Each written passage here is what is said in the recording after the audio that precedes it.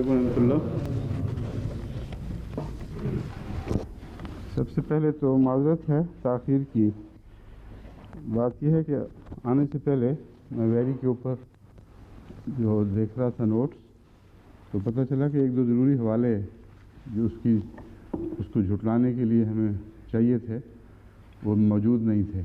پھر میں نے فوری طور پر آدمی لگایا کہ فلاں جگہ سے تلاش کرو، الحمدللہ کو مل گئے ہیں۔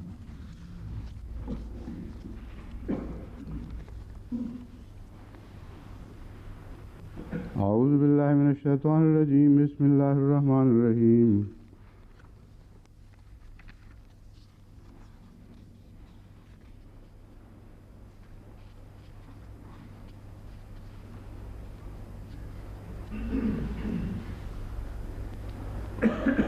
وما كان هذا القرآن أن يفترى من دون الله ولكن تصديق الذي بين يديه وتفصيل الكتاب لا ريب فيه من رب العالمين أم يقولون افتراه قل فاتوا بسورة مثله وادعوا من استطعتم من دون الله إن كنتم صادقين بل كذبوا بما لم يحيطوا بعلمه ولما يأتهم تأويله كذلك كذب الذين من قبلهم فانظر كيف كان عاقبة الظالمين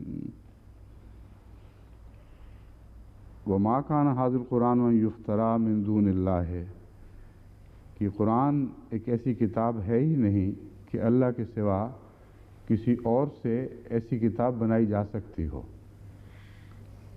یفترا من دون، خدا کے بغیر یہ کتاب گھڑی جا ہی نہیں سکتی۔ اس کا لفظ خود اپنی صداقت پر گواہ ہے۔ ولیکن تصدیق الذی بین یدیہ، لیکن یہ تصدیق اس کی کرتی ہے جو اس کے سامنے ہے۔ بین یدیہ کا جو محاورہ ہے اسی کو غلط استعمال کرتے ہوئے ناسمجھی سے ویری نے وہ حملہ کیا ہے، جس کا بھی آگے ذکر آئے گا۔ وہیں پھر اس پر مزید گفتگو ہوگی کہ بین یدیہ سے کیا مراد ہے۔ وتفصیل الکتاب لا ریب فیہ من رب العالمین، اور یہ کتاب کی تفصیل بیان کرتی ہے، اس کو کھول کھول کر الگ الگ بتاتی ہے کہ کون سی کتاب ہے اور کتاب کے علاوہ اور کیا باتیں ہیں وغیرہ وغیرہ۔ من رب العالمین، اپنے رب العالمین کی طرف سے۔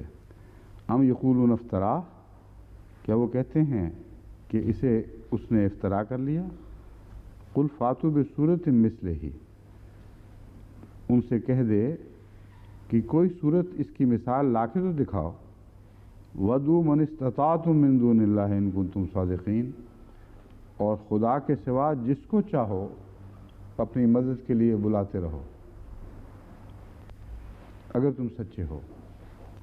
یہاں خدا کے سوا جس کو چاہو بلاؤ میں وہی پہلا جو دعویٰ ہے اس کی تکرار فرمائی گئی ہے کہ کسی غیر اللہ سے تو یہ بن سکتی ہی نہیں، اس لیے ہم تمہیں دعوت دیتے ہیں کہ جتنے غیر اللہ ہیں تمہارے ذہن میں ان سب کو اپنی مدد پر بلا لاؤ، لیکن ایسی کتاب نہیں بن سکے گی، اس کی ایک صورت بھی نہیں بن سکے گی۔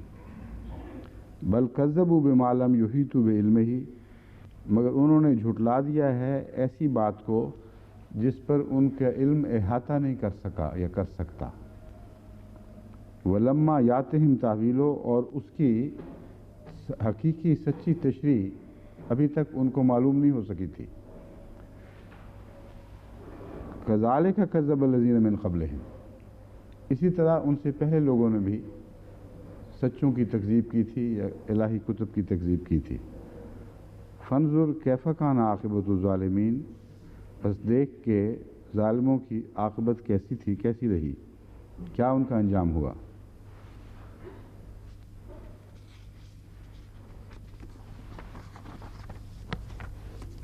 ویری صاحب کے متعلق اب میں آپ کو بتاتا ہوں، یہ ان آیات کا میں نے انتخاب مضمون کی رعایت سے کیا ہے کیونکہ آگے اسی مضمون پر گفتگو ہوگی۔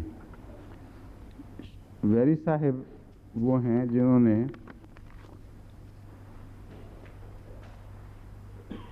جو امریکہ کے باشندے تھے پریسبیٹیرین چرچ سے ان کا تعلق تھا. 58 سالہ ان کی خدمات جو ہیں ان میں سے 46 برس ہندوستان میں رہے. یہ اپنی امریکن بیوی سمیت اور 2 دیگر امریکن مبلغین کو لے کر بحری سفر اختیار کرتے ہوئے 5 ماہ کے عرصے میں 1868 میں کلکتے پہنچے، اور آپ کی اہلیہ کی پہلی تقرری راولپنڈی کے ہائی اسکول میں ہوئی. بعد ازاں لدھیانہ میں پریس کا چارج لیا. 1883 میں ویری کو سہارنپور میں سیمینری کے اجراء کے لیے متعین کیا گیا. ہمارے جس کو جامعہ جس طرح کہتے ہیں، اس طرح عیسائیت کی تعلیم کے دینے کے لیے جو مدرسہ ہو اسے سیمینری کہتے ہیں، جہاں انہوں نے تصنیفی خدمات سر انجام دیں. یعنی خدمت عیسائیت کے سلسلے میں قاضی بھی تیار ہوتے ہیں اور تحقیقی تصنیفی کام ہوتے ہیں. ان کا اس زمانے کا ایک کارنامہ یہ ہے کہ حضرت شاہ عبد القادر صاحب دہلوی کی قرآن کریم پر انہوں نے ایک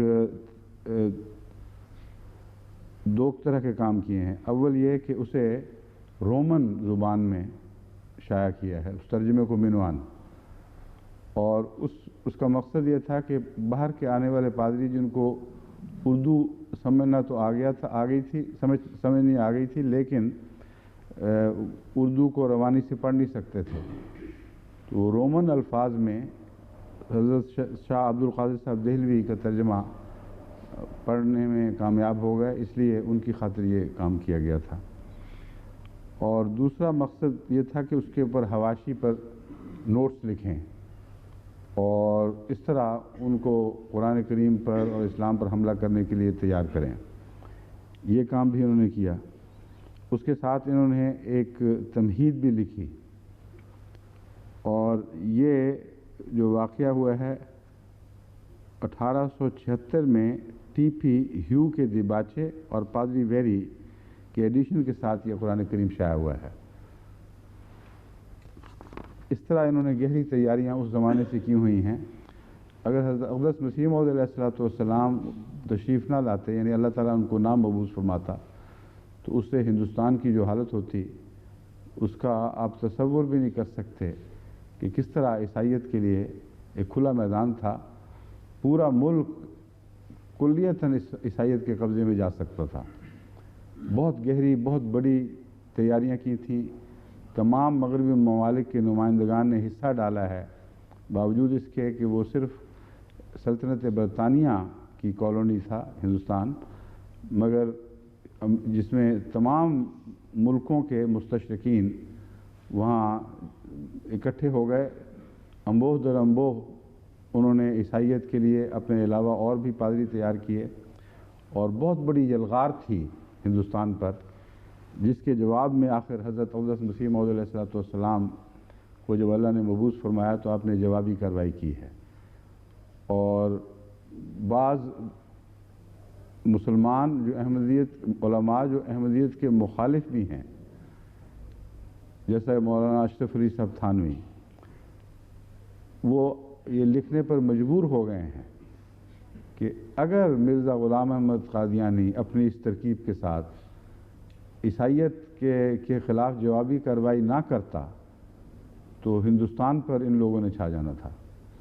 پادری لیفرائے کے حوالے سے وہ لکھتے ہیں کہ وہ جب آیا تو دندناتا پھرتا تھا اور یوں لگتا تھا کہ سارے ہندوستان کو مغلوب کر لے گا، مگر پھر مرزا غلام احمد قادیان کھڑا ہوا اور اس نے اس ترکیب سے ان کی ساری جارحانہ کوششوں کو مدافعانہ کوششوں میں ہی نہیں بدلا، بلکہ میدان چھوڑ کر بھاگنے پر مجبور کر دیا. یہ وہ پس منظر ہے ویری صاحب کی آمد کا، اور ان دنوں ہندوستان میں کیا ہو رہا تھا جو آپ کو ذہن میں رکھنا چاہیے. اب یہ خود ان کا حوالہ میں بھی دیتا ہوں. کہتے ہیں انہوں نے جو کام کیے ہیں اس میں as well as writing an English commentary of the Quran which was published in 1896, he was also editor for an Urdu translation of Sheikh Abdul Qadir, Hazrat Shah Abdul Qadir. This later edition was in Roman Urdu for the use of Christian missionaries in India.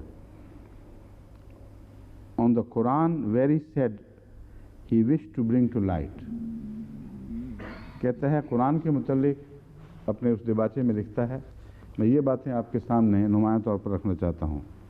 It's testimony to the genuineness and credibility of the Christian scriptures current in the days of Muhammad.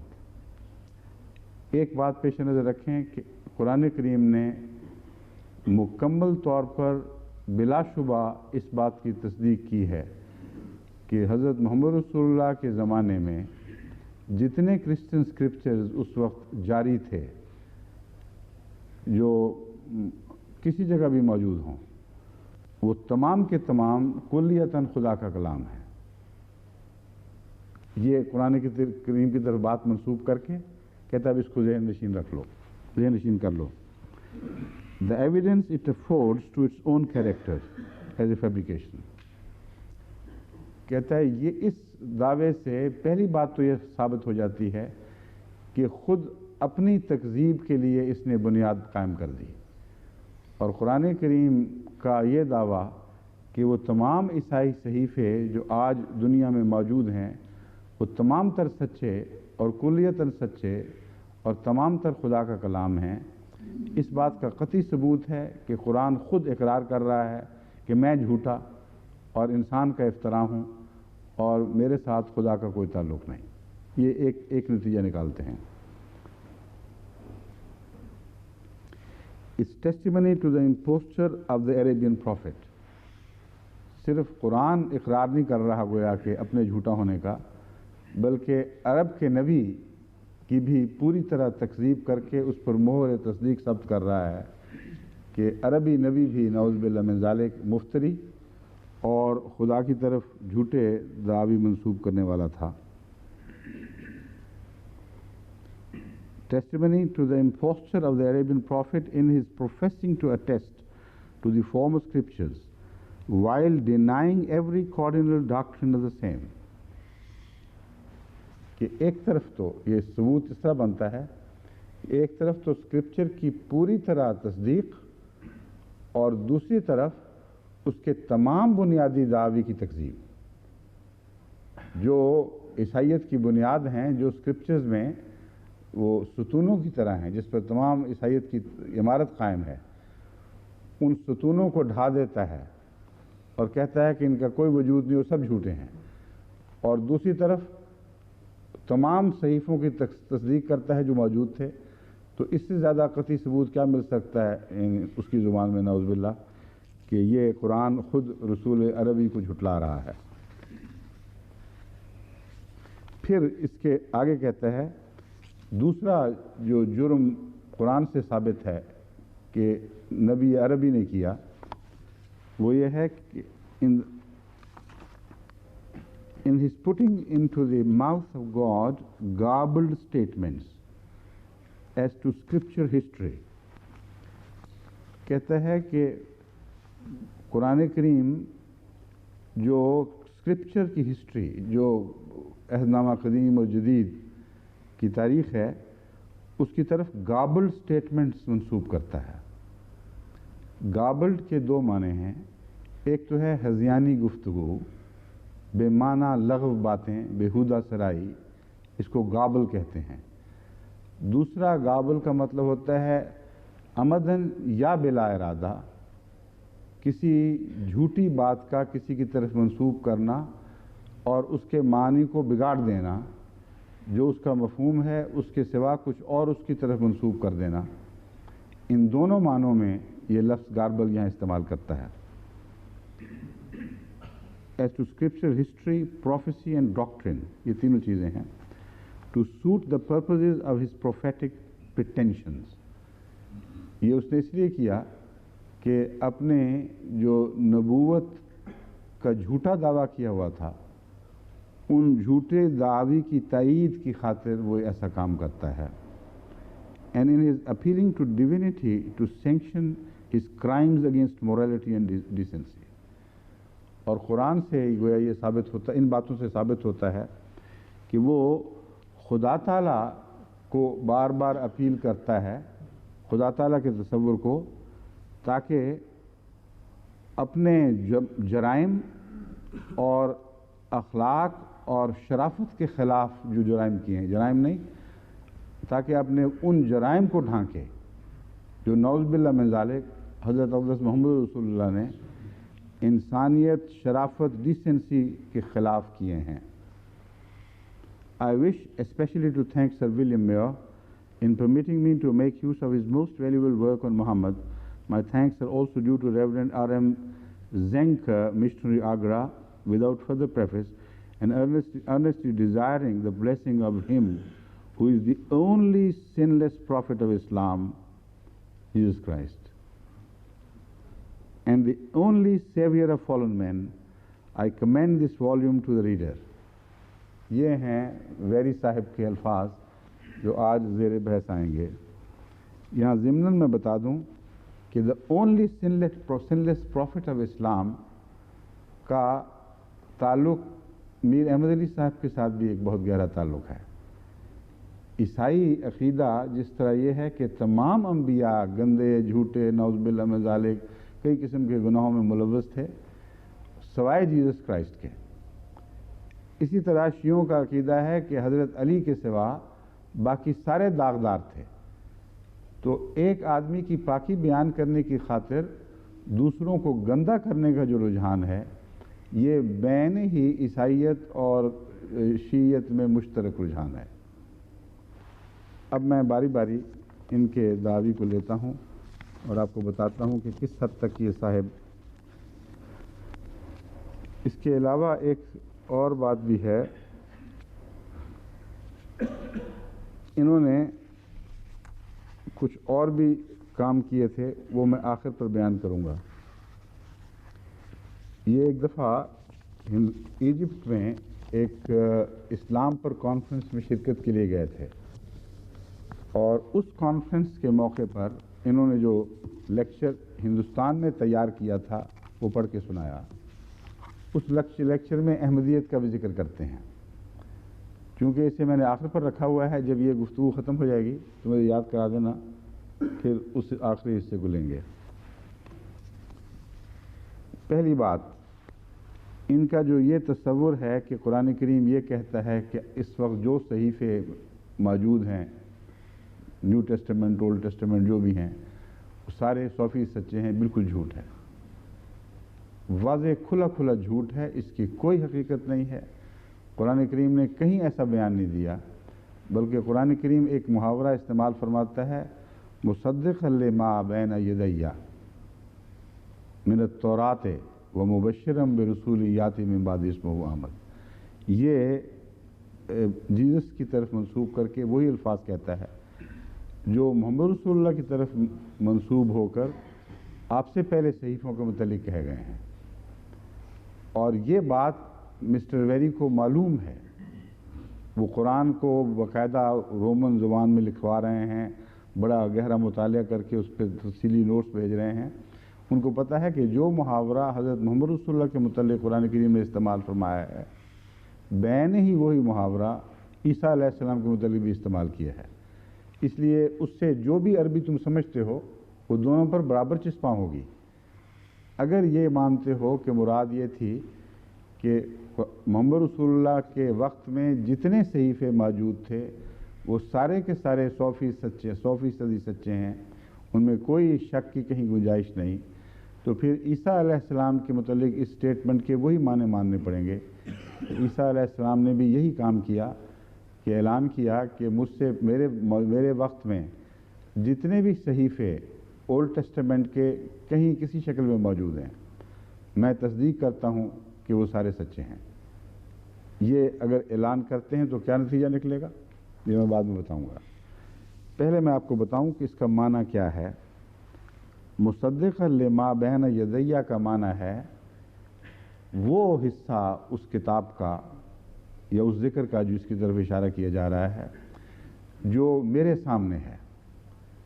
بین یدیہ کا ترجمہ عموماً قرآن کریم میں مترجمین مجھ سے پہلے کا کرتے ہیں، اور واقعہ یہ ہے کہ اس کی جتنی مثالیں آپ دیکھیں گے بین یدیہ سے مراد سامنے کے ہیں، میرے ہاتھوں کے سامنے، اور اس کی تصدیق ہے جو اس وقت زیر نظر ہے، یہ ترجمہ بنتا ہے اس کا۔ میں اس کی تصدیق کرتا ہوں جس کی بحث اس وقت چل رہی ہے، جو زیر نظر معاملہ ہے، اور جو خدا نے میرے سامنے رکھا ہے۔ اس کے سوا کوئی ترجمہ درست ثابت نہیں ہوتا۔ حضرت عیسیٰ علیہ السلام نے بھی کبھی تمام ان صحیفوں کی تصدیق نہیں کی جو اس وقت رائج تھے، لیکن جو زیر نظر معاملہ تھا، جب پوچھا جاتا تھا کہ یہ درست ہے کہ غلط ہے، تو فرماتے تھے ہاں یہ درست ہے، بائبل میں یہ لکھا ہے کہ نہیں، تو اپنے خداداد علم کے مطابق اس کی تصدیق فرمایا کرتے تھے۔ تو بین یدیہ سے مراد وہ تمام بائبل کے حوالے، مسیح کے ذکر میں یوں بات بنے گی، وہ بائبل کے تمام حوالے جو میرے زیر نظر ہیں، میرے پیش نظر ہیں، جو میرے سامنے رکھے جاتے ہیں، ان کی جن کی میں تصدیق کر رہا ہوں وہ ہیں، اس کے سوا میں اور چیزوں کی تصدیق نہیں کر رہا۔ یہ تو ہے استنباط مسیح کے متعلق۔ مسیح کو بھی ہم بائبل میں درج لغویات کی تصدیق سے مبرہ سمجھتے ہیں۔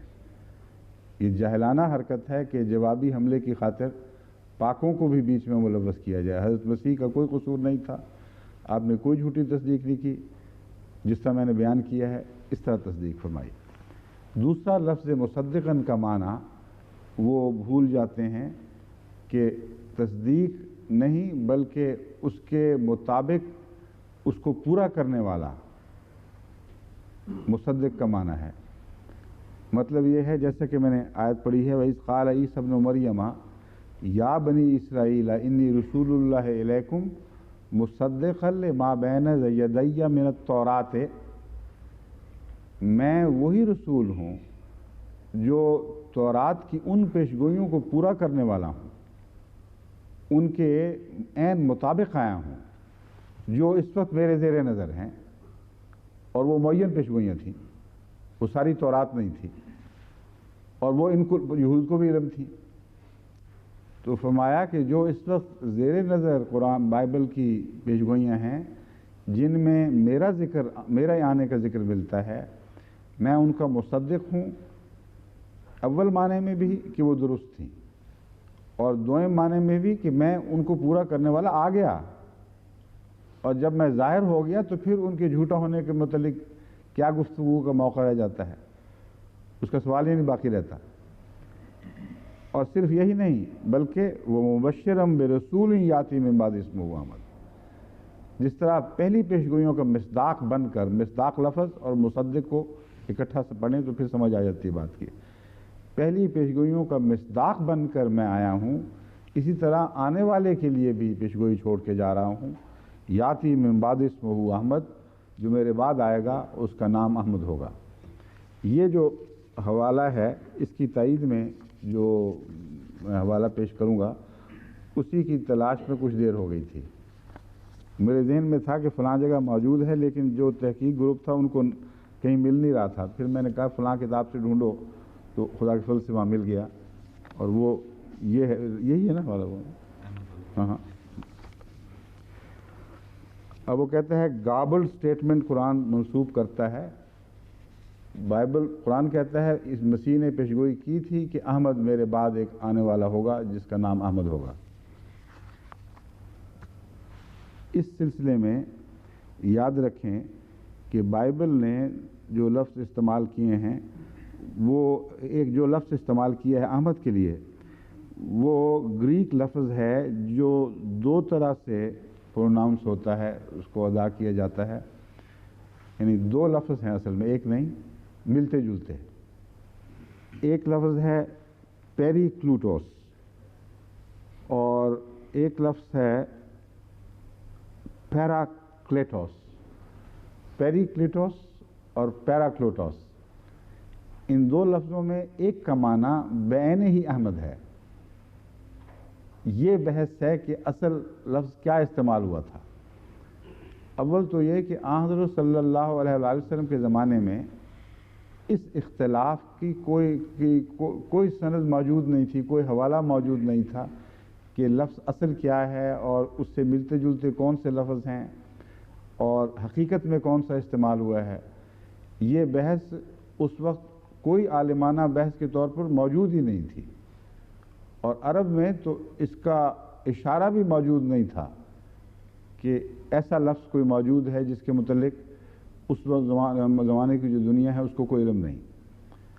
واقعہ یہ ہے کہ اس زمانے میں وہ صحیفہ بائبل کا جو ایک مونسٹری میں دب کے غائب ہو چکا تھا، وہ صحیفہ اس زمانے کے علماء کے پیش نظر نہیں تھا، آج کل کے زمانے میں دریافت ہوا ہے، اور اس صحیفے کو پڑھنے سے پتہ چلا ہے کہ قرآن کریم کا بیان ہی سچا ہے، اور وہ جو مسٹر ویری ٹائپ کے لوگ ہیں محض ایک جھوٹی بات منسوب کر رہے ہیں۔ وہ الفاظ یہ ہیں: The Greek language has another word, periklutos, with a similar meaning as Ahmad in Arabic. پیریکلوتوس اور احمد ایک ہی چیز کے دو نام ہیں۔ Jack Finnegan, the renowned Christian theologian, in his book The Archaeology of the World Religions, says where in Greek the word parakletos, confirmer, is very similar to periklutos, renowned. یہاں وہ ترجمہ کر دیتا ہے renowned، حالانکہ اس کا ترجمہ احمد ہی ہے، دوسرے اسکالر تسلیم کرتے ہیں۔ The latter word being the meaning of the names of Ahmad, خود مانتا ہے، کہتا ہے صرف احمد ہی نہیں، محمد نام بھی اس چیز سے ثابت ہوتا ہے۔ جو پیریکلوتوس ہے، یہ عیسائی محقق کہتا ہے اس کا جو ترجمہ میں نے کیا ہے یہ چسپاں ہوتا ہے لفظ احمد پر بھی اور محمد پر بھی۔ Moreover, the Damascus document، اب میں بتا رہا ہوں آپ کو مزید کہ ڈیمسکس ڈاکومنٹ جو اب دریافت ہوا ہے اس نے کیا کہانی بتائی ہے۔ A scripture discovered towards the end of the 19th century in Ezra synagogue. Ezra کے سیناگوگ میں یہ 19ویں صدی کے اواخر پر دریافت ہوا۔ محمد رسول اللہ صلی اللہ علیہ وسلم کے اس دعوے اور قرآن کریم کے اس دعوے کے دیکھیں کتنی دیر کے بعد، اور اس میں کیا لکھا ہوا ہے میں بتاتا ہوں۔ The Damascus document in Ezra synagogue, Old Cairo, page 2, describes Jesus as having foretold the advent of a Holy Spirit named Emmeth. یہاں وہ پیریکلوتوس کی بحث ختم ہو گئی۔ احمد نام، احمد کہتا ہے یہ لکھا ہوا ہے اس میں، تو صاف پتہ چلا کہ وہ جو لفظ اور اس کے معنی کی تشبیہ ڈھونڈ رہے ہیں اصل میں پراپر ناؤن تھا۔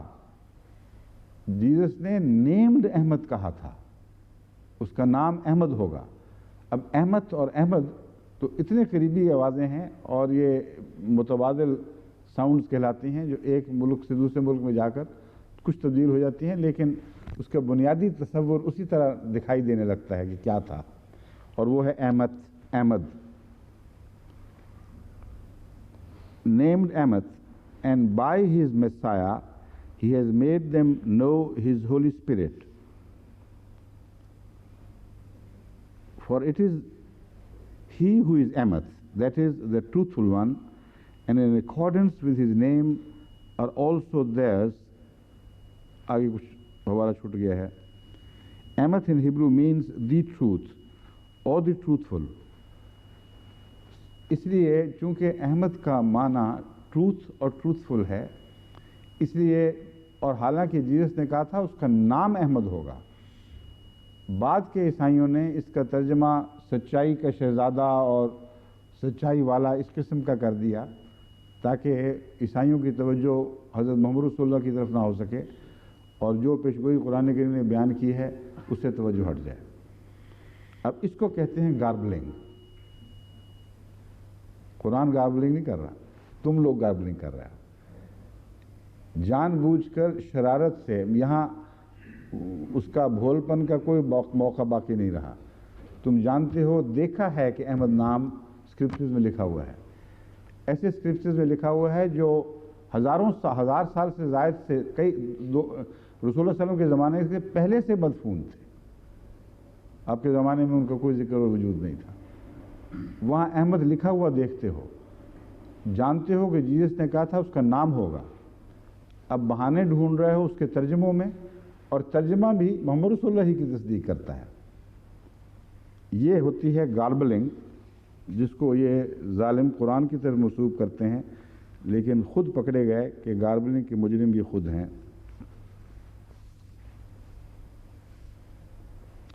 ایک اور لطف کی بات یہ ہے کہ یہی آثر جو بہت بڑی اتھارٹی ہے اس مضمون پہ، کہتا ہے this word was interpreted by the Jews as God seal, خاتم، یعنی محمد رسول اللہ کا صرف نام ہی درج نہیں، آپ کی اعلیٰ اور عرفہ شان بھی درج ہے کہ وہ احمد ہوگا، یعنی ان معنوں میں بھی کہ وہ خاتم ہوگا، وہ اللہ کی طرف سے وہ خاتم بن کر دنیا میں ظاہر ہوگا۔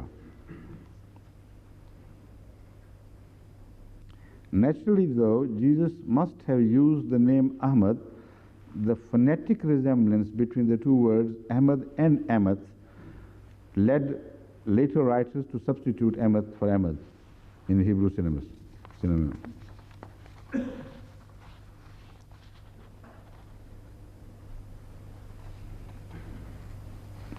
دوسرا لفظ قرآن کریم نے استعمال فرمایا محمد۔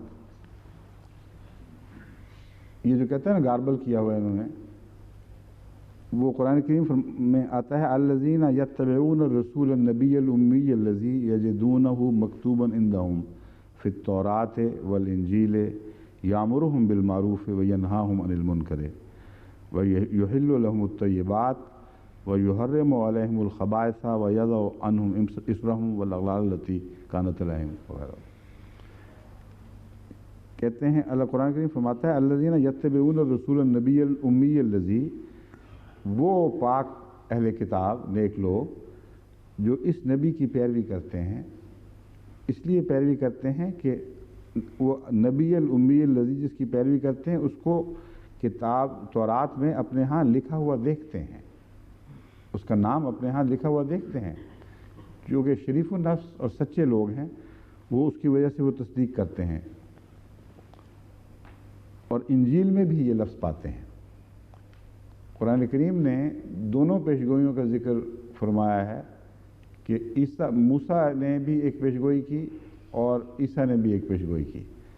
موسیٰ کی پیشگوئی ظاہر ہے کہ محمد نام کے مطابق ہوگی، کیونکہ محمد شان موسوی سے مشابہ ہے، اور عیسیٰ کی پیشگوئی احمد نام سے تھی، جیسا کہ ثابت ہو گیا، کیونکہ یہ رسول اللہ صلی اللہ علیہ وسلم کے احمد نام سے مشابہ ہے۔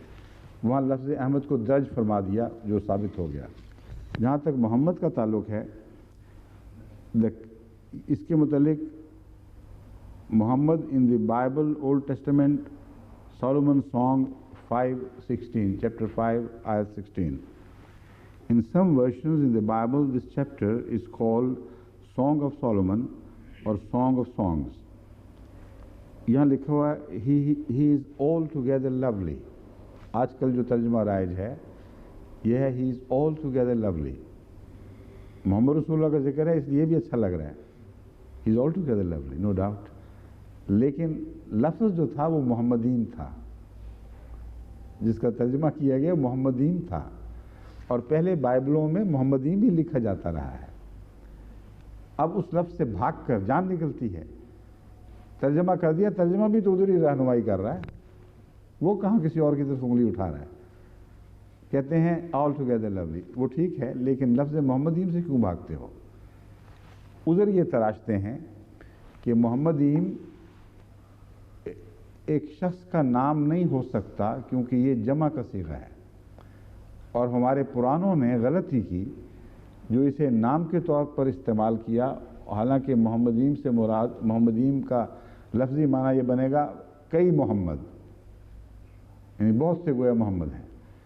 تو چونکہ ایک نام کے لیے جمع کا لفظ استعمال نہیں ہو سکتا، اس لیے ہم نے پرانوں کی غلطی درست کر کے اور یہ ترجمہ کر دیا ہے کہ بہت ہی خوبصورت جو تمام تر حسن ہو۔ لیکن یہ بات بھولتے ہیں کہ محمدین جس زبان سے ترجمہ کرتے ہیں وہاں اسماء کو بھی عزت کی خاطر جمع میں استعمال کرتے ہیں۔ واقعہ یہ ہے کہ جس طرح ہم کسی ایک شخص کی طرف اشارہ کرتے ہیں، اس کی طرف ضمیر جمع کی پھیر دیتے ہیں عزت افزائی کی خاطر۔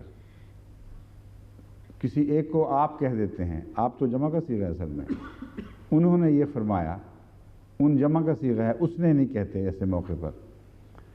تو عزت و تکریم کی خاطر وہ رواج یہ تھا کہ اس میں ہیبرو میں بھی اور پرانی زبانوں میں بھی، اس وقت معین حوالے ان زبانوں کے میرے پاس نہیں ہیں اس لیے میں نہیں بتا رہا، لیکن ہیبرو میں قطعاً یہ رواج تھا جس سے یہ ترجمہ لیا گیا ہے، یہ لفظ لیا گیا ہے کہ ناموں کو بھی عزت اور تکریم کی خاطر جمع میں بولتے تھے۔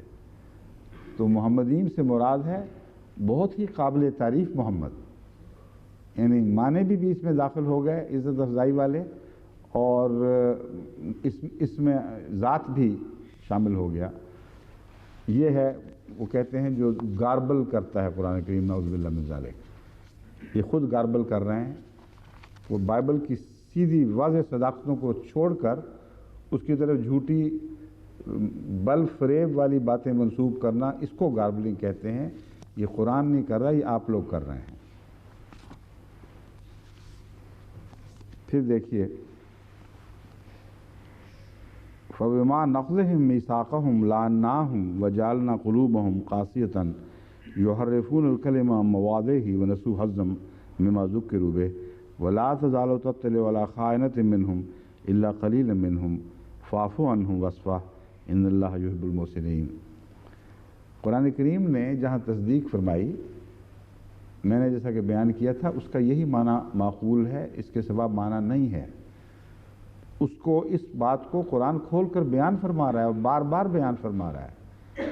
کہتا ہے ہم تمہاری محرف مبدل کتابوں کی تصدیق نہیں کر رہے، ان کا جھوٹ ظاہر کریں گے، بتائیں گے کہ تم نے کیا کیا بائبل سے ظلم کیا ہوا ہے، نیو ٹیسٹمنٹ اور اولڈ ٹیسٹمنٹ سے۔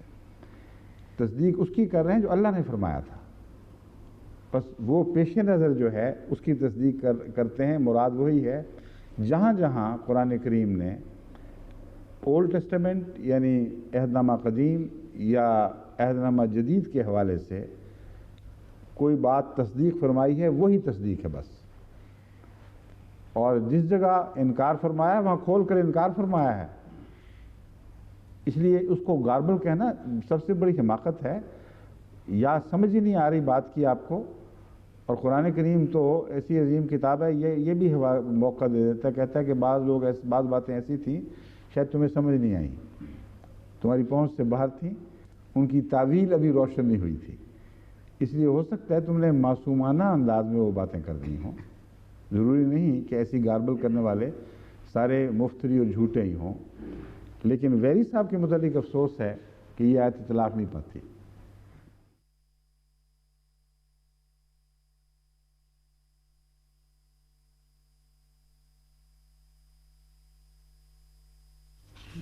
بس اب دیکھیں، اللہ تعالیٰ فرماتا ہے یحرفون الکلمہ عن مواضعہ ونسوا حظا مما ذکروا بہ، اور ایک دوسری جگہ فرماتا ہے کہ اپنے ہاتھوں سے لکھتے ہیں اور خدا کی طرف منسوب کر دیتے ہیں۔ اس کی قرآن کیسے تصدیق کر سکتا ہے جس کے متعلق واضح طور پر فرما رہا ہے کہ جھوٹی باتیں تم نے خدا کی طرف منسوب کر رکھی ہیں، ہم ان کے پول کھولیں گے، جو سچی باتیں ہیں وہ ہم کھول کر بتاتے ہیں کون کون سی ہیں۔ اس سلسلے میں میں آپ کو بتاتا ہوں۔ اب سب سے پہلے تو آپ کو بتاؤں کہ ایک مشہور عیسائی ڈسکوری ہے اسکرپچر سے متعلق۔ اب تک جو عیسائی بائبل کی بنیادیں ہیں، ان کو آخر تک یہ حضرت مسیح کے زمانے تک نہیں لے جا سکے۔ بیچ میں ایک بہت بڑا صدیوں کا خلا ہے جسے اب تک پر نہیں کر سکے۔ قرآن پر تو حملے کرتے ہیں، بعد میں بن گیا، حالانکہ محمد رسول اللہ کے زمانے سے مسلسل لکھا بھی جا رہا ہے، گواہ موجود ہیں۔ جب وہ نسخہ بنایا گیا اس وقت سب لوگ بار بار بلائے جاتے تھے، گواہیاں لی جاتی تھیں نسخے کی تائید میں۔ اور بائبل کی اوتھینٹسٹی کا جو اس وقت حال ہے وہ یہ ہے کہ قدیم ترین نسخہ جو واقعتاً مصدقہ کہلا سکتا ہے اب تک موجود ہے، وہ ایک ترجمہ ہے یا چند تراجم ہیں.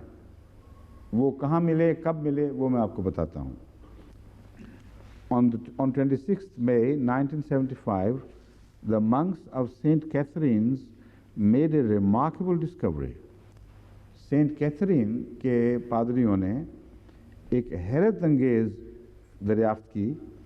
Due to a fire in the chapel of St. George built into the north side of the monastery, وہ جہاں منکس رہا کرتے تھے راہب ان کے، وہاں اس کے شمالی حصے میں آگ لگ گئی.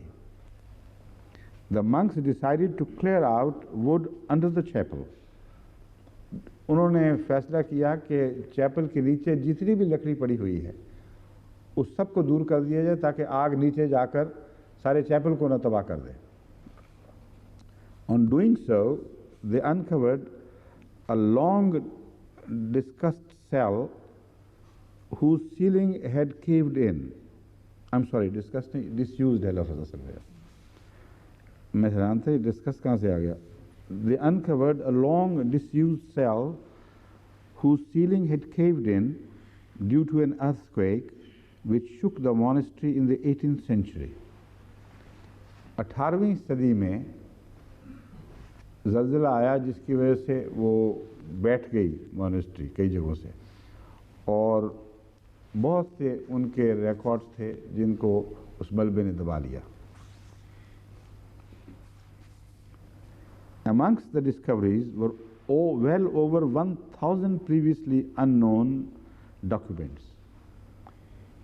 کہتے حیرت انگیز ڈسکوری یہ تھی کہ تقریباً 1000 ڈاکومنٹس جو بالکل ہمارے علم میں نہیں تھے، اس اب تک نامعلوم تھے اور ان منکس کے علم میں بھی نہیں تھے، وہ نیچے سے نکلائے.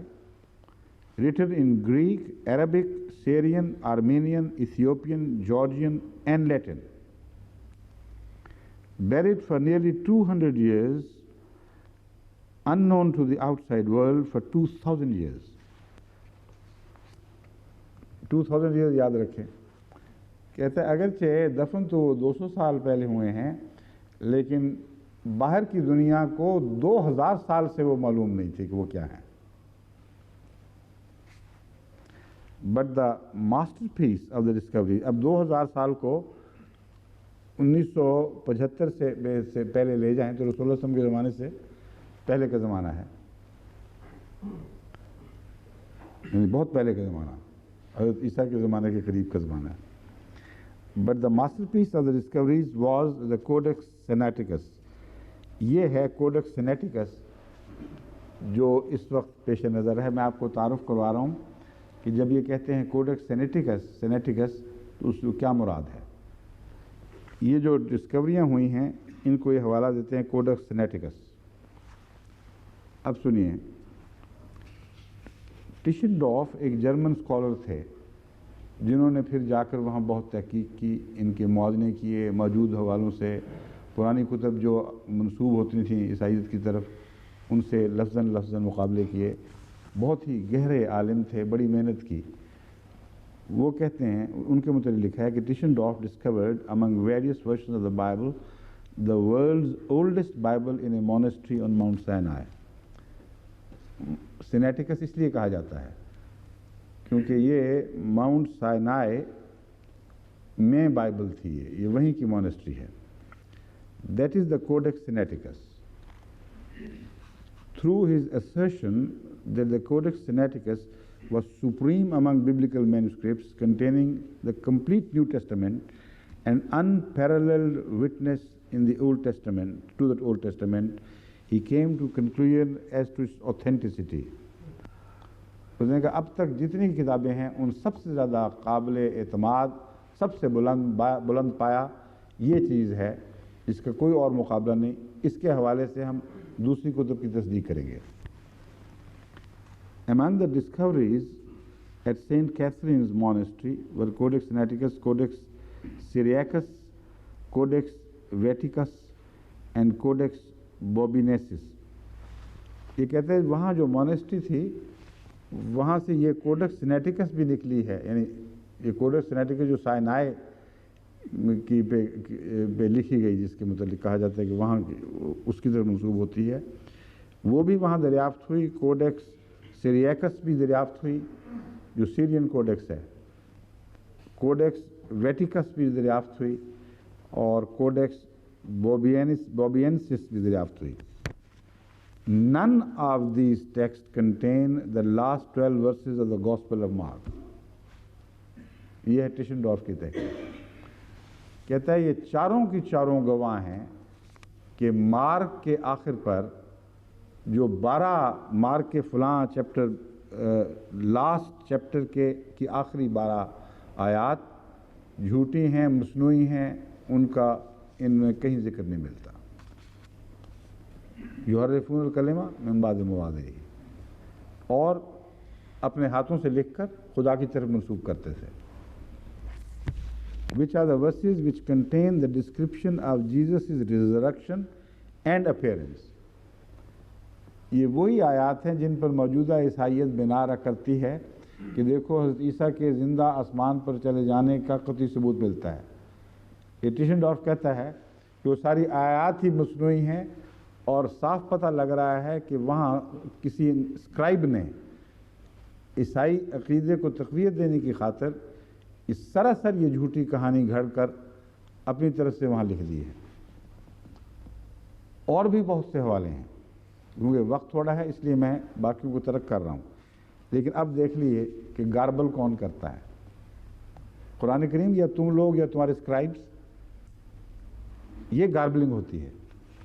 جہاں تک قرآن کریم کی باتوں کا تعلق ہے میں ابھی اس پر آتا ہوں، میں اسی لیے جلدی کر رہا ہوں کہ ان باتوں میں زیادہ وقت نہ لگ جائے۔ جو گاربلنگ اصل گاربلنگ ہے بائبل میں، اس کو قرآن کریم چھوڑ رہا ہے، اس کا کوئی ذکر نہیں کرتا۔ یہ قرآن کریم کا احسان ہے بائبل پر کہ بتا رہا ہے کہ ما بین یدیہ جو ہمارے سامنے ہے وہ سچا ہے، جو ہم تمہارے سامنے پیش کر رہے ہیں وہ سچا ہے، جو ہم نے ترک کر دیا ہے اس کی کوئی ضمانت نہیں ہے۔ اس میں سے ایک تو وہ حصہ ہے جسے تم نے اپنے ہاتھوں سے لکھا اور خدا کی طرف منسوب کر دیا، اس کی مثال میں نے دے دی، اور ایک ایسا حصہ ہے جو نہایت لغو باتوں پر، ہذیانی باتوں پر مشتمل ہے، جس کا خدا سے کوئی تعلق نہیں ہو سکتا۔ Salomon loved many foreign women، یہ اس میں سے ایک یہ ہے جس کو قرآن کریم رد کرتا ہے۔ Besides the daughter of the king of Egypt, he married Hittite women and women from Moab, Ammon, Edom, and Sidon. He married them even though the Lord had commanded the Israelites not to intermarry with these people, because they would cause the Israelites to give their loyalty to other gods. Solomon married 700 princesses and also had 300 concubines. 1000 پوری کر لیے۔ They made him turn away from God. یہ حضرت سلمان کا تصور ہے جس کا سالومن ٹیمپل مشہور ہے، جس کی وجہ سے بیچارے مسلمانوں کو وہاں بار بار مظالم کا نشانہ بنایا جاتا ہے کہ یہ ٹیمپل تم نے کیوں قبضہ کر لیا۔ کہتے ہیں they made him turn away from God, and by the time he was old they had led him into the worship of foreign gods. ان 1000 بیویوں نے جب وہ بوڑھے ہوئے تو دیکھا تو اب تو ان کا یہی مصرف رہ گیا کہ ان سے شرک کروایا جائے، تو اس وقت ان کو پھر معبودان باطلہ کے سامنے سر جھکانے پر مجبور کر دیا۔ He was not faithful to the Lord his God and his father David as his father David had been. کہتے ہیں یہ وفادار نہیں تھا ڈیوڈ کی طرح، اور جب ڈیوڈ کو پڑھو تو وہاں بھی اتنے گند ڈالے ہوئے انہوں نے کہ اس کی بات آئے گی تو آپ حیران رہ جائیں گے۔ یہ ہے وہ بائبل کی گاربل جو خدا نے نہیں کہی، جو سراسر جھوٹ ہے۔ اس گاربل کو قرآن کے بیان پہ مقابل کر کے دیکھیں تو تب آپ کو پتہ چلے گا کہ ورڈ آف گاڈ کیا ہوتا ہے اور ورڈ آف مین کیا ہوتا ہے۔ زمین آسمان کا فرق ہے۔ ایک پاکیزہ کلام، انبیاء کی شان کے مطابق ان کے نقشے کھینچنے والا، یہ محسن اعظم کتاب جس نے تمہاری تمام غلطیوں کی پردہ پوشی فرمائی اور احسان کے ساتھ اس گند کا ذکر بھی نہیں کرتا کہ ان لغو باتوں کو کیوں چھیڑا جائے. اس کو گاربل کہتے ہو اور اس گاربل کو خدا کا کلام کہہ رہے ہیں.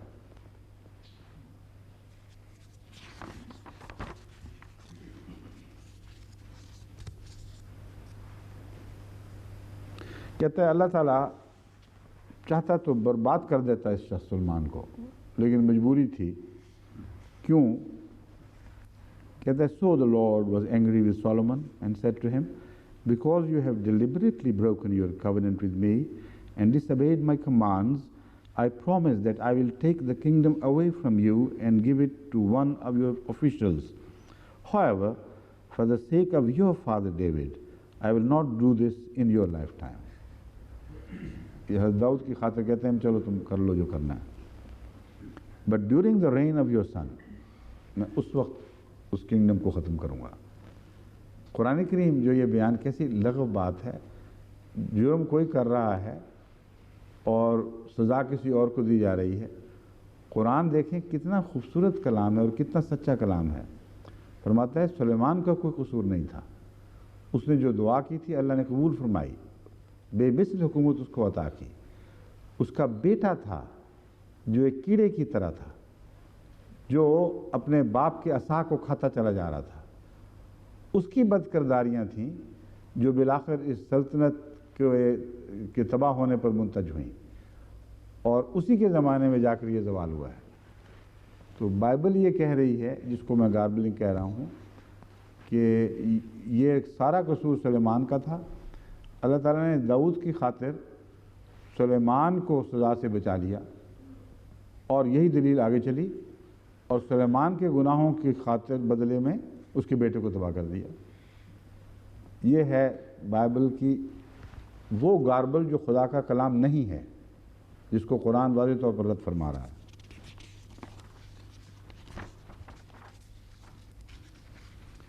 آگے جو حضرت لوط سے بائبل نے کیا ہے وہ تو ناقابل برداشت ہے. بیٹیاں تھیں 2، ان سے جو اولاد چلائی ہے وہ باپ کی اولاد چلائی ہے. انبیاء کا یہ تصور بائبل میں ہے. اس کو قرآن قبول کرتا تو تم کہتے کہ بڑا سچا کلام ہے.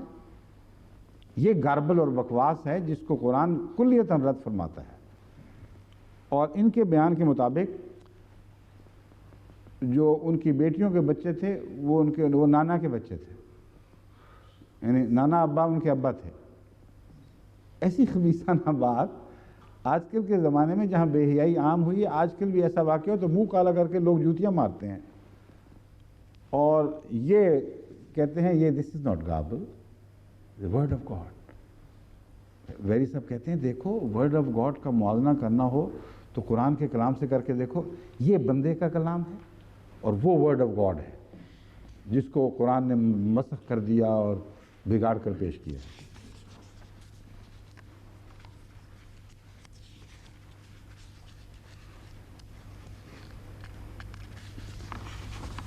پھر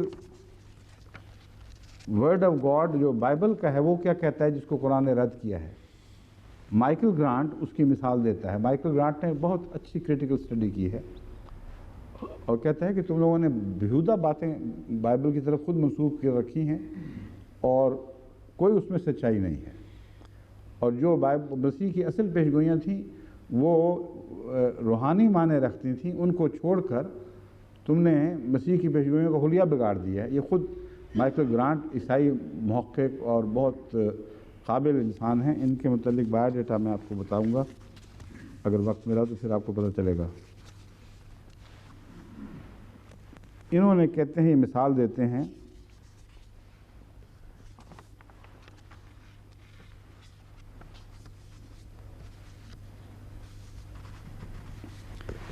For Jesus possessed the sort of overwhelming, compelling person which, although determined enemies or skeptics resisted its power, made other people who believed they were suffering from demoniac occupation come to believe instead that the spirits had been expelled. Healing was a hallowed activity possessing ancient and reverent associations reflected in Isaiah's supposed assertion that the Lord has sent him to proclaim recovery of sight for the blind. And a further saying from the same book was quoted as well: He took away our illness and lifted our disease from us. There are also many other Old Testament precedents of wondrous cures, notably the prophet Elisha's healing of Naaman the leper.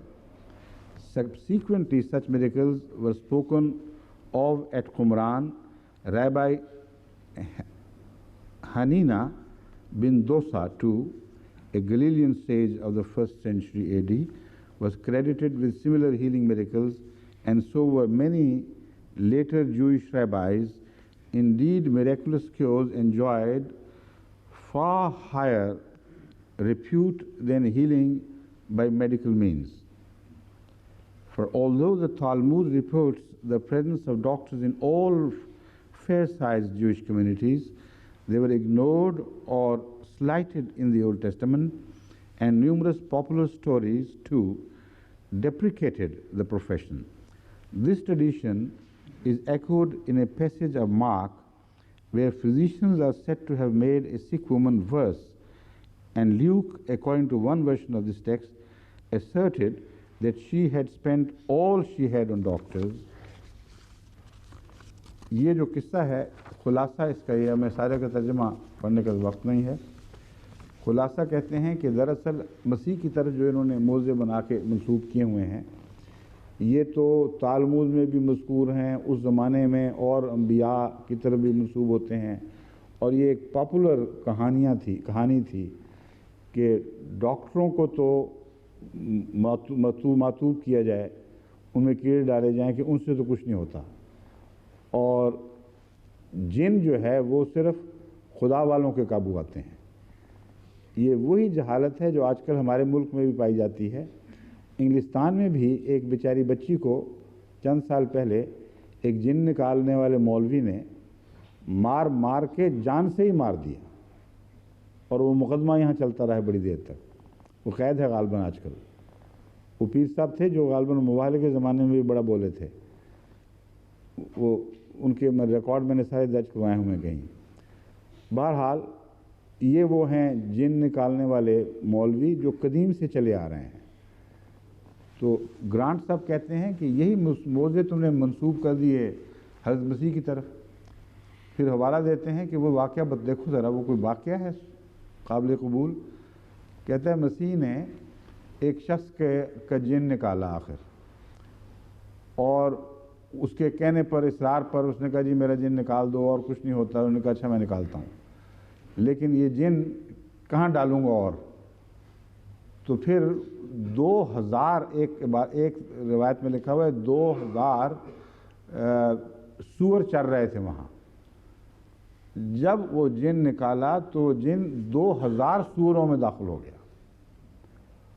اور ان سوروں کو ایسا پاگل کیا جن نے کہ انہوں نے سب نے دوڑتے ہوئے چٹان سے چھلانگیں مار کر ایک جھیل میں غرق ہو کر خودکشی کر لی کہ اس جن سے اب نجات کا ایک ہی رستہ ہے کہ ہم ہی مر جائیں.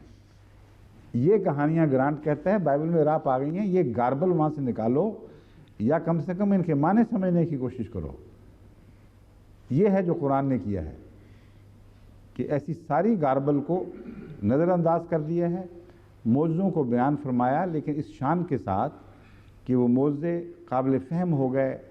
اسی محاورے کو دوسری جگہ استعمال کر کے ان پر روشنی ڈالی, بتایا کہ مسیح یہ کیا کرتے تھے اور وہ خلاف عقل نہیں ہے, تمام باتیں عقل کے مطابق ہیں جو قرآن پیش کر رہا ہے. اس کو ویری صاحب گاربلنگ کہتے ہیں, اور گاربلنگ ہوتی کیا وہ مثال دے دیجیے. جی اگلا مواد کہاں ہے؟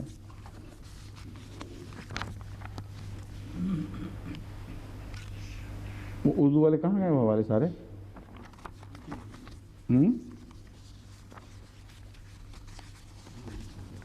جناب پریسیڈنٹ صاحب کچھ بتائیں.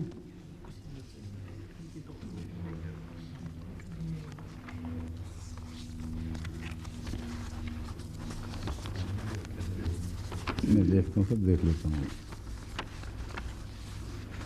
وقت بچانے کے لیے حوالے چونکہ میں نے کچھ نظر انداز کر دیے ہیں نا، اس لیے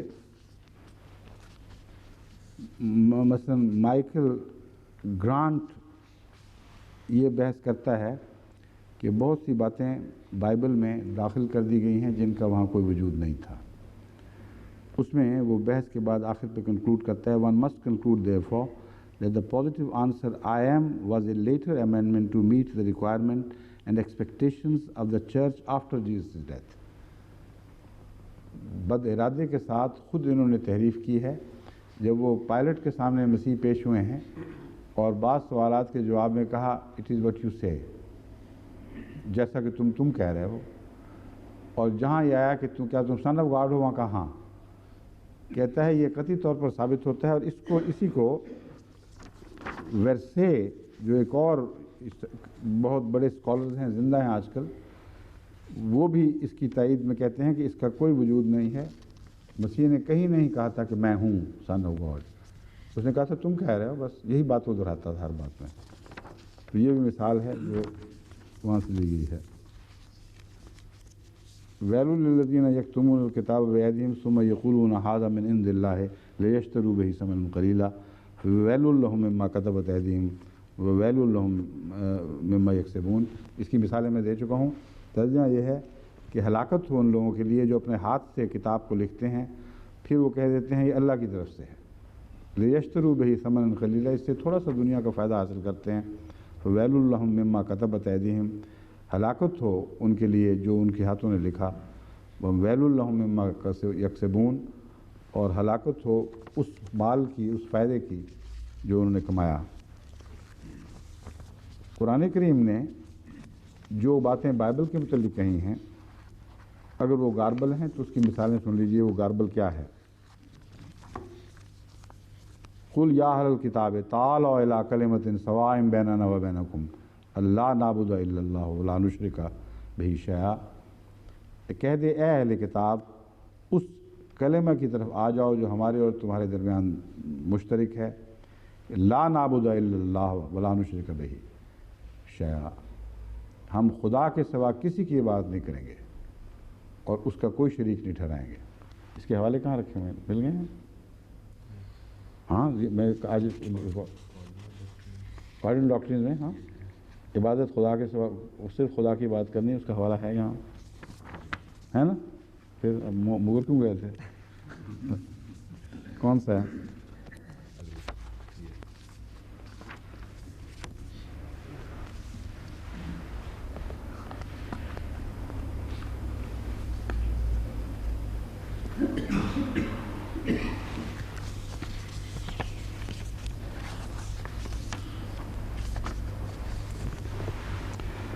Christ instructs his followers to worship. کس کو ورشپ کرو؟ یہ قرآن بائبل میں ہے. Jesus said, the time approaches indeed, it is already here, when those who are real worshippers will worship the Father in spirit and in truth. Such are the worshippers whom the Father wants. صرف خدا کی عبادت کی تلقین فرمائی ہے اور قرآن یہی کہہ رہا ہے کہ مسیح نے خدا کی عبادت کی تلقین کی تھی، رب کی جس کو تم فادر کہہ رہے ہو، اور کسی کی عبادت کی تلقین نہیں کی. اس لیے خدا کی طرف گاربل منسوب نہ کرو. اور ویری صاحب کہتے ہیں یہ گاربل ہے. اب بائبل کے حوالہ پڑھ دیا، اب بتائیں گاربل کیا ہے؟ جو تم اس آیت کی طرف باتیں منسوب کر رہے ہو اس قسم کی آیات کے خلاف، وہ گاربل ہے. جو قرآن کہہ رہا ہے وہ سچا ہے. God is spirit and those who worship him must worship in spirit and in truth. یہ دوسرا حوالہ ہے جان 4:23-24.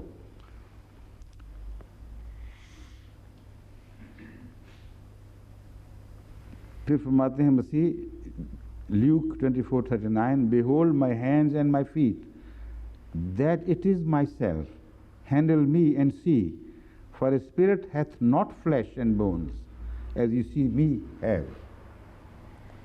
فرماتے ہیں خدا اسپرٹ ہے، اسپرٹ کی میں اس کی عبادت کرو، اور میں آؤ میرے ہاتھ لگا کے دیکھو، یہ فلیش ہے، یہ بونز ہیں، یہ اسپرٹ نہیں ہے. تو اپنی عبادت کا نہ صرف عبادت کی طرف دعوت نہیں دیتے بلکہ اس تصور کو جھٹلا رہے ہیں کہ ہو ہی نہیں سکتا، میری بات کیسے کرو گے؟ God is spirit and those who worship him must worship in spirit and in truth.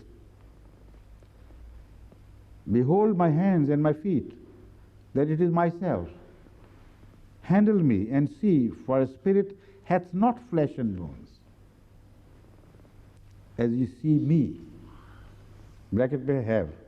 No, bracket mein वैसे ही बाहर ही है. As you see me have.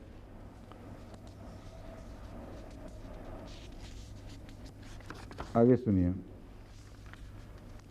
अल्लाह ताला फरमाता है ट्रिनिटी का बाइबल में कोई जिक्र नहीं है। ये वो हवाले हैं जिनके मुतल्लिक मैं बता रहा हूँ, मैं उन हवालों का जिक्र कर रहा हूँ जिनके मुतल्लिक ये कहते हैं कार्डिनल क्लेम्स जो थे ईसाइयत के, उन सब की तकज़ीब कर दी और फिर कहते हैं हम तस्दीक कर रहे हैं। कुरान करीम की तस्दीक के माने मैंने समझा दिए, उसके मुतालिक ये बता दिया कि कुरान जो बातें कुरान बाइबल ने नहीं कही वो हम निशान लगाएंगे उन पर कि ये नहीं कही, और जो तुमने अपनी तरफ से बना ली हैं वो बेशुमार हैं जिनका हम जिक्र भी नहीं करते। जो कार्डिनल दावी हैं क्रिश्चियनिटी के, उनके हवाले में कुरान करीम के उनका हवाला देते हुए कुरान करीम जो फरमाता है वो मैं सुनाता हूँ।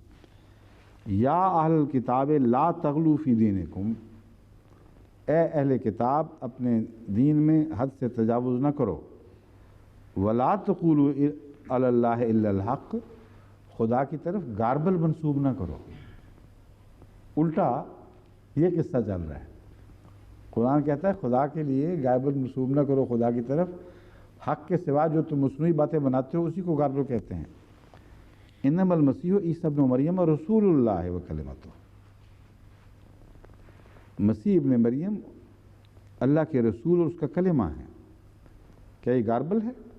अलक़ाहा इला मरियम व रूहुम मिन्हु, उसे मरियम की तरफ अल्लाह ने उतारा और उसकी खुदा की तरफ से एक रूह, खुदा की तरफ से ज़िंदगी पाने वाला रूहानी वजूद बनने वाला मसीह रूह है जो उसकी तरफ से आया था।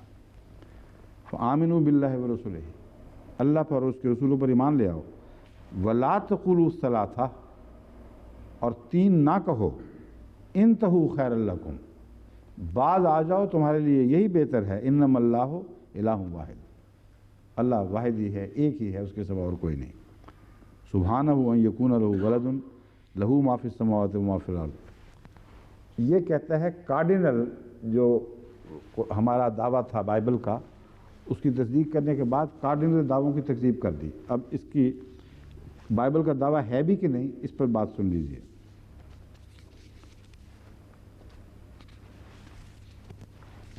Even the Bible, the new Bible dictionary on the Trinity, इनकी आजकल की जो न्यू बाइबल डिक्शनरी है वो ट्रिनिटी पे क्या कहती है? The word Trinity is not found in the Bible. एक कार्डिनल दावा था जिसको कुरान ने झूठा क्या किया, था ही नहीं, वहाँ जिक्र कैसे कर देता? अगर गार्बल करता तो सच्चा समझते तुम इसको, गार्बल नहीं किया तो झूठा कह रहे हो। कैसी ज़बरदस्ती है। ट्रिनिटी की तारीफ में लिखा है, the word Trinity is not found in the Bible, दो it is not a biblical doctrine in the sense that any formulation of it can be found in the Bible, it can be seen to underlie the revelation of God. कहता है अगरचे ये इस किस्म का biblical doctrine नहीं है कि उसकी मुअय्यन शक्ल वहाँ पाई जानी ज़रूरी हो। अब बहाना देखा है किस तरह निकल रहे हैं इसमें से, लेकिन वाक़या ये है कि अंडरलाइंग इसके अंदर अगर उतर के देखें, डूब के देखें, तो उसका मजमून समझ आ जाएगा। By this we mean that though we cannot speak confidently of the revelation of the Trinity in the Old Testament, we can read back many implications of it in the Old Testament. कहता old testament में तो तस्लीस का कोई जिक्र भी नहीं कहीं मिलता, ये तस्लीम है। लेकिन अगर हम अपनी मर्ज़ी से उसमें माने तलाश करने की कोशिश करें और घूमें फिरें इधर उधर, کہ کچھ نہ کچھ ہمارے ہاتھ آ جائے گا. یہ ہے گاربلنگ. اور جب قرآن کہتا ہے کہ ٹرینٹی کا کوئی ذکر نہیں، وہ بالکل درست کہتا ہے. لیکن قرآن ایک اور بھی بات کہتا ہے. قرآن فرماتا ہے کہ یہ جو انہوں نے ٹرینٹی بنا رکھی ہے، خدا کی طرف سے منسوب کرتے ہیں، یہ اس سے پہلے پرانے لوگوں نے بنائی ہوئی تھی. یہ تو نقالی کر رہے ہیں. یہ بد خیالات بائبل نے مسیح نے پیش نہیں کیے تھے. پرانے معبودان باطلہ کے تصورات جو رومن امپائر میں اس سے پہلے ملتے تھے، پرانے زمانوں کے لیجنڈ اور متھس، ان سے لیا گیا ہے. اس کے متعلق history of the Old Testament by doctor Paul Heinisch اور the religious background of the Bible by J N Schofield, اس میں جو لکھا ہے وہ یہ ہے.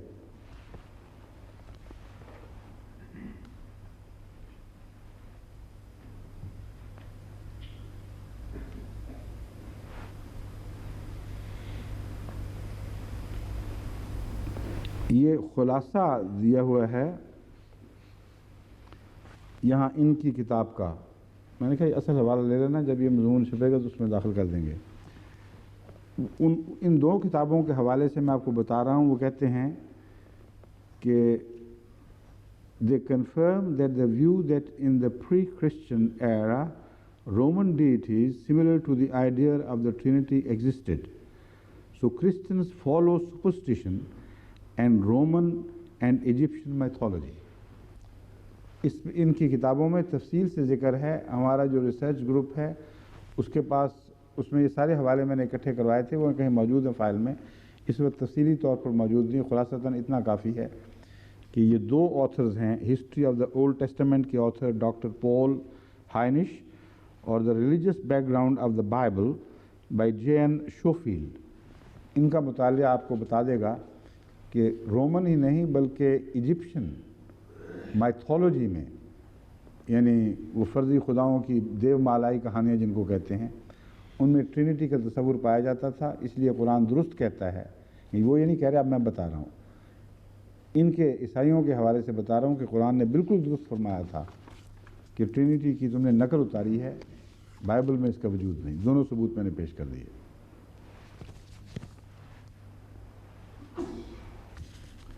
اب بتائیے کہ قرآن کریم جو یہ کہتا ہے قل یا اہل کتاب تعالوا الی کلمۃ سواء، کیا یہ گاربل ہے؟ قرآن کریم جو یہ فرماتا ہے وقفینا علی آثارہم بعیسی ابن مریم مصدقا لما بین یدیہ من التوراۃ وآتیناہ الانجیل فیہ ھدی ونور ومصدقا لما بین یدیہ من التوراۃ ھدی وموعظۃ للمتقین، کہ ہم نے اس کے بعد ان کے آثار پر عیسی ابن مریم کو بھیجا جو تصدیق کر رہا تھا اس تورات کی جو اس کے پیش نظر تھی. وآتیناہ الانجیل، اس کو ہم نے انجیل دی، اس میں ہدایت تھی اور نور تھا، اور وہ تصدیق کرنے والا تھا اس کی جو اس کے پیش نظر تھا، یا خود اس کا مصداق بن کر آیا من التورات، جو تورات میں اس کی پیشگوئیں درج تھیں ان کا وہ مصداق بن کر آیا. تو دونوں معنوں میں یہ بیان ہوا ہے. ایک جگہ مصدقن کو ایک معنی میں استعمال فرمایا ہے، دوسری جگہ دوسرے معنوں میں. وہ ھدی و موعظۃ للمتقین، اور وہ ہدایت تھی، اور ہدایت تورات میں نصیحت بھی تھی تقوی والوں کے لیے اور ہدایت بھی تھی. یہ گاربل ہے؟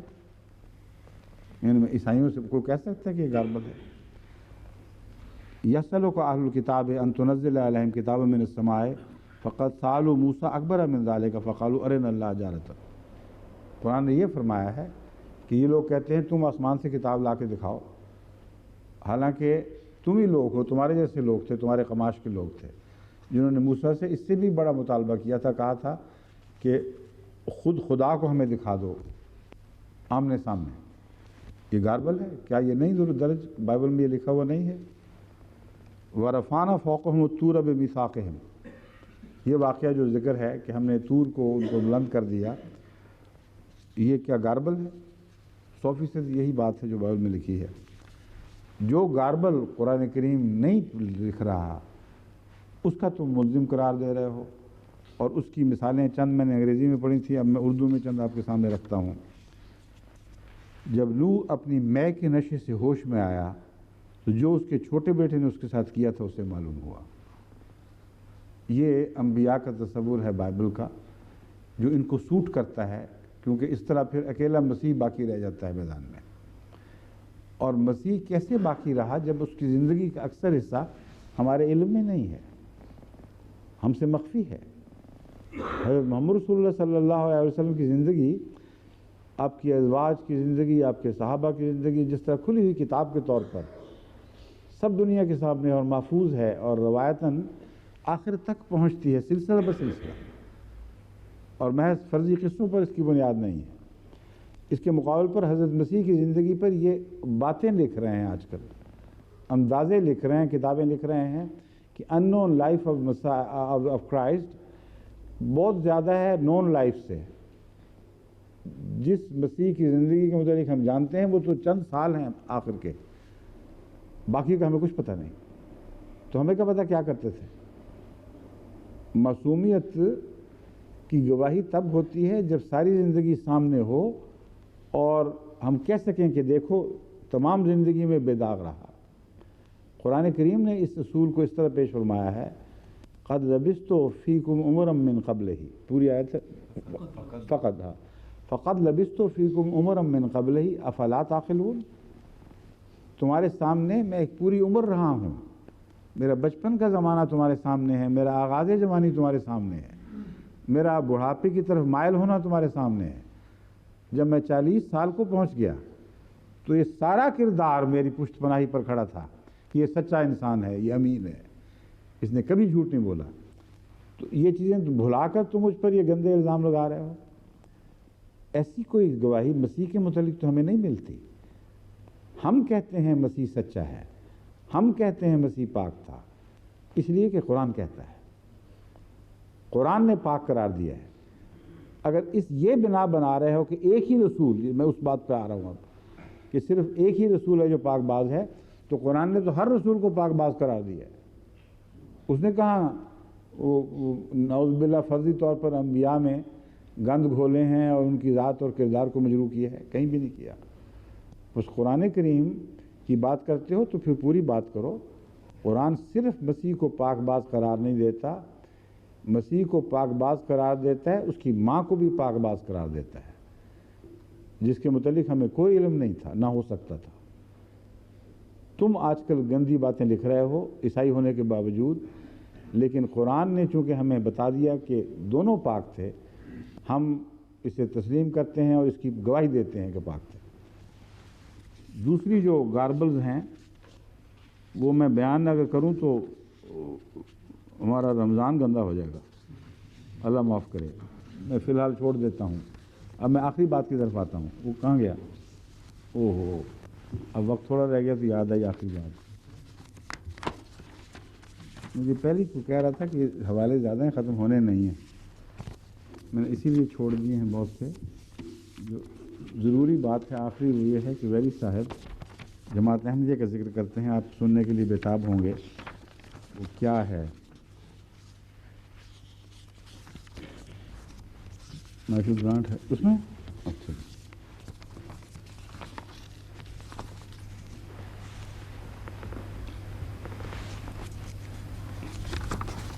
یہ تو وہ ہے، ہمارا تو ذکر ہی کہیں نہیں۔ ہاں کہیں تو ہوگا، آخر یہ تو درست ہے ابھی بات۔ یہ کس میں ہو شاید نہیں، یہ ہے۔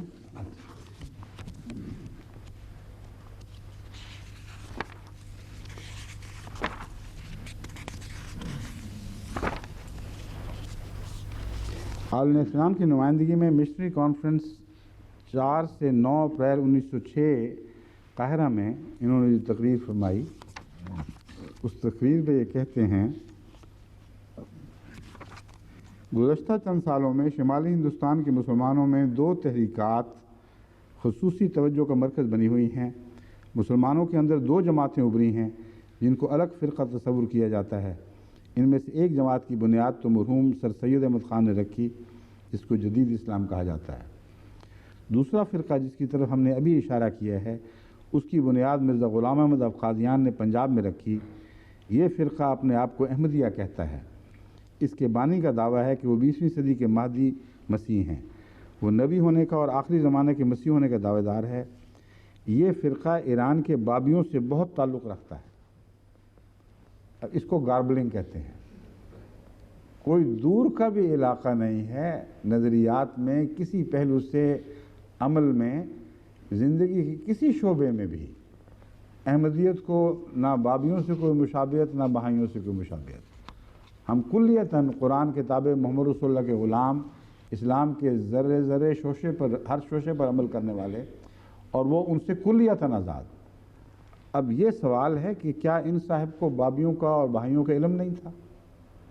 یہ وہی رجحان ہے جو ان لوگوں نے ڈالا ہے مسلمانوں کو احمدیت سے بدظن کرنے کے لیے، وہ ان سے ڈرتے ہیں۔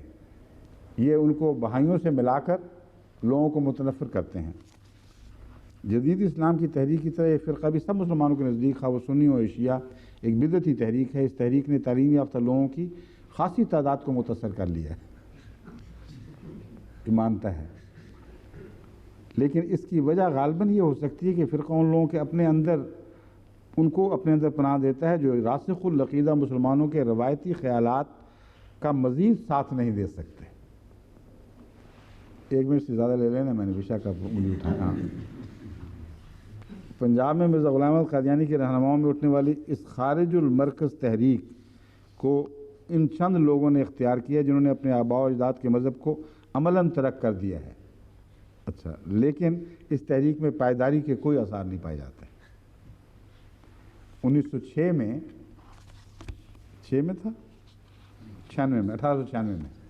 1896 میں یہ دعویٰ کر رہا ہے کہ یہ تحریک ہے، اس میں کوئی پائیداری کے آثار نہیں پائے جاتے، اس میں وہی لوگ شامل ہوتے ہیں جو اپنے روایتی خیالات اور آرتھوڈاکس اسلام کے تصور سے بدظن ہو چکے ہیں۔ پھر لکھتا ہے کہ ان کو اس اسلام میں کوئی مستقبل دکھائی نہیں دیتا، وہ اس سے خوش نہیں ہیں جو اسلام ان کو عطا کر سکتا ہے، اس لیے پناہ گاہ ڈھونڈ رہے ہیں احمدیت میں۔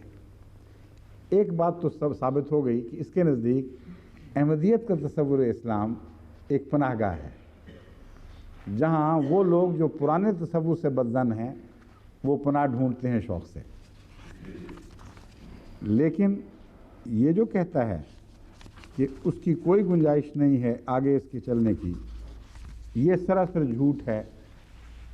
اس نے 1896 میں ہندوستان میں یہ مضمون لکھا اور کہا کہ احمدیت کا کوئی مستقبل نہیں ہے۔ میں تمہیں بتاتا ہوں، جس ملک کا یہ ویری، اس ملک کا باشندہ نہیں، مگر مغرب کا ہے، مغرب کے مرکز سے، لندن سے آج میں بیٹھ کر یہ اعلان کرتا ہوں کہ ویری جھوٹا تھا، گاربل کر رہا تھا، اس نے جو پیشگوئی کی وہ سراسر جھوٹی نکلی ہے۔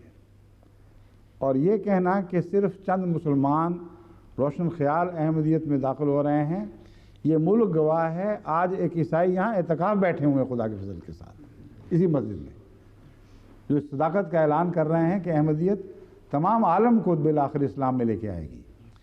افریقہ میں جو لاکھوں لاکھ عیسائی توبہ کر کے اسلام میں داخل ہوئے ہیں، افریقہ میں جو احمدیت نے تاریخ کا رخ موڑ دیا ہے، یہ تمام باتیں گواہ ہیں کہ ویری اور اس جیسے لوگوں کی تمام پیشگوئیاں دل کی باتیں، دل کی فاسد تمنائیں تھیں جن کو تاریخ نے جھوٹا ثابت کر دیا ہے۔ بس جو اعلان اس نے ہندوستان میں کیا تھا، آج میں مرکز تثلیث میں بیٹھ کر اس کی تردید کرتا ہوں اور بتاتا ہوں کہ اللہ کے فضل سے احمدیت زندہ ہے اور پہلے سے بڑھ کر زندہ ہے، دنیا کے 134 ممالک میں پھیل چکی ہے، اور ہندوستان اور افریقہ میں جو تم نے عیسائیت کو پھیلانے کے لیے تمام تر کوششیں کی تھیں، سلطنتوں کی پشت پناہی تمہیں حاصل تھی، اربوں روپے تمہیں میسر تھے، ان ساری کوششوں کے باوجود تاریخ کے دھارے کا رخ احمدیت نے موڑ دیا ہے۔ افریقہ کے متعلق تمہارے چرچوں کی کونسل تسلیم کرتی ہے کہ ہم نے اس کے ایک کنارے سے دوسرے کنارے تک ایک سلسلہ جاری کر دیا، اور خیال تھا کہ اگلے 50 سال کے اندر ہم افریقہ پہ قبضہ کر لیں گے، مگر ایک جماعت اٹھی جس کا نام احمدیہ جماعت ہے، جس نے ہماری ساری کوششوں کو نامراد کر دیا، اور اب اگر ایک عیسائی ہوتا ہے تو اس کے مقابل پر احمدی عیسائیوں میں سے 10 مسلمان کر رہے ہیں یا مشرکین میں سے. بس یہ ہے تمہاری گاربل کا حال، یہ ہے تمہاری علوم کی حقیقت، مبلغ علم تمہاری یہ ہے. احمدیت اللہ کے فضل سے اسلام کی خدمت کرتی رہے گی اور بالآخر اسلام ہی ہے جو دنیا پر غالب آئے گا، کیونکہ سچے واحد خدا کا نمائندہ عالمگیر مذہب اگر کوئی دنیا میں ہے تو اسلام ہی ہے. اب میں اجازت چاہتا ہوں. کیوں جی اب وقت ختم ہو گیا یا آدھا منٹ ہے؟ اچھا ٹھیک ہے. اچھا جزاک اللہ.